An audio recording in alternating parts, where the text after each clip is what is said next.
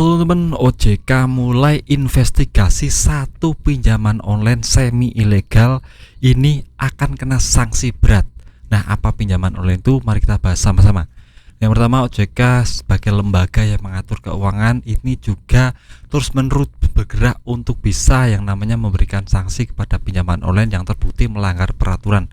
Nah, terbaru ini mereka akan menginvestigasi, beritanya akan menginvestigasi pinjaman online EasyCash. Kenapa EasyCash? Karena EasyCash melakukan banyak pelanggaran yang sangat fatal ya teman. Saya catat di sini ada 4 yang paling penting.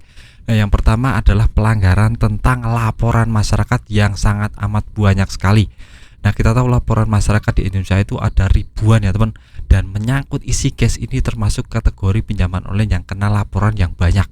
Ini masyarakat sudah lelah dan sudah resah menghadapi penagihan dari aplikasi EasyCash karena yang pertama, bunga dan denda mereka tidak sesuai dengan ketentuan OJK.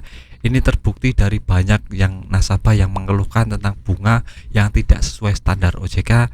Belum lagi banyak sekali yang merasa iklan di media sosial seperti Facebook, Instagram, YouTube itu kok tidak sama dengan yang OJK tawarkan ya teman. Dan ini sudah ada yang merasa dirugikan oleh EasyCash dan memberikan yang namanya pendapatnya di media sosial terkait ini, terutama OJK ya teman. Jadi mereka mengirimkan banyak sekali aduan kepada OJK, kenapa kok EasyCash seperti ini, kenapa kok tidak ditindak OJK, padahal sudah jelas-jelas melanggar ya teman.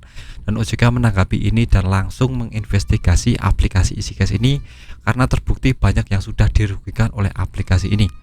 Nah, yang kedua adalah banyaknya orang yang tertipu iklan di media sosial. Nah, di media sosial kan kita tahu untuk bunganya cuma sedikit, tenornya panjang, dan penagihannya juga baik. Tapi untuk kenyataannya tidak seperti itu. Yang pertama, memang limitnya sangat besar ya teman. Untuk daftar pertama langsung dapat 5 juta sampai 6 juta. Nah, ini memang betul. Tapi untuk yang kedua, untuk bunganya kok bisa sangat amat tinggi.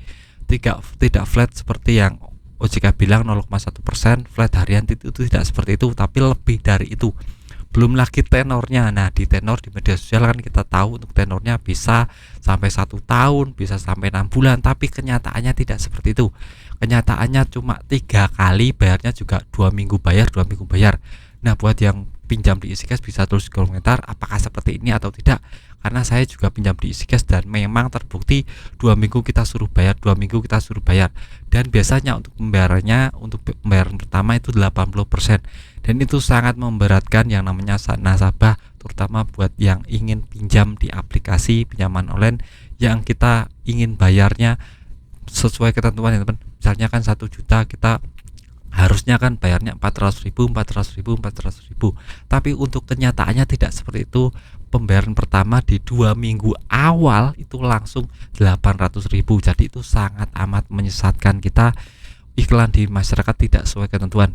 Belum lagi yang paling fatal ini adalah tentang yang namanya penagihan pinjaman EasyCash yang terbukti banyak yang mengeluhkan. Ini sangat barbar sekali ya teman, nagihnya pakai kata-kata kasar dan intimidatif. Jadi dengan rangkuman itu semua, OJK terbukti kemarin diam-diam menginvestigasi aplikasi EasyCash, dan kita bisa lihat nanti perkembangannya apa, akan kena sanksi atau tidak. Yang jelas akan kena surat peringatan, itu pasti ya teman, karena ini sudah melanggar ketentuan. Yang kedua mungkin akan kena yang namanya sanksi administrasi, surat peringatan, dan mungkin bisa dibekukan kalau tidak ditindaklanjuti oleh aplikasi EasyCash, karena ya diam-diam masyarakat banyak yang mengeluhkan ini. Nah, OJK kita berharap lebih tegas lagi kepada pinjaman-pinjaman online yang terbukti memang melanggar ketentuan dan tidak sesuai ketentuan. Iklan di masyarakat itu sangat amat membuat kita mindsetnya ikut arus ya teman, karena banyak yang pakai, kita ikut-ikutan saja, padahal kalau tidak menakar kemampuan kita untuk bisa membayar tiap bulan, itu akan menghancurkan kita sendiri. Kita akan terjerumus semakin dalam di aplikasi pinjaman online tersebut. Jadi saran saya, kalau teman-teman ingin melakukan yang namanya pinjaman online, harus takar kemampuan pendapatan per bulan teman-teman bagaimana, dan untuk membayarnya teman-teman apakah kuat atau tidak dengan menyisihkan uang seperti itu. Jadi jangan langsung FOMO pinjam-pinjam terus, tapi untuk membayarnya teman-teman tidak bisa untuk melakukan yang namanya bayar tagihan per bulan. Itu saja video singkat saya tentang aplikasi EasyCash. Memang terbukti diinvestigasi, dan mungkin kita berharap jika aplikasi EasyCash segera kena denda dari OJK teman, karena ini sudah sangat meresahkan sekali. Nah, video singkat dari saya, semoga bermanfaat.